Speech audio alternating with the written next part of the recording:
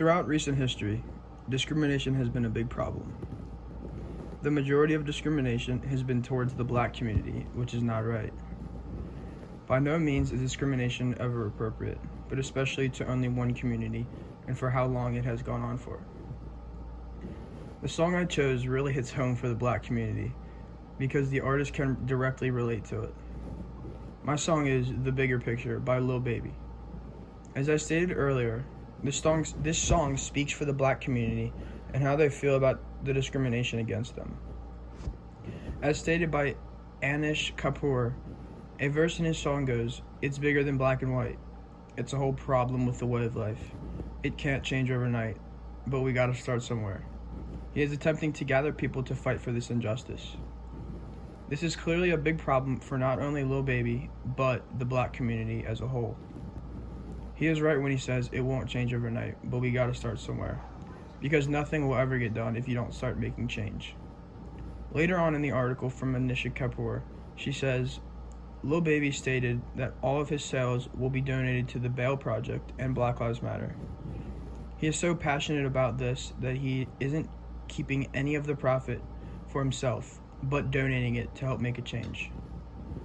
I'm going to give you more in-depth examples of how this song speaks on discrimination. The very first line in this song goes like this. Protests and growing national outcry continues over the death of George Floyd. I don't think he could have had a better first line or hook than this. This was around the time where George Floyd was killed, so he knew this first verse would intrigue many people. A couple verses later he says, "I find it crazy that police will shoot you and know that you're dead, but still tell you to freeze."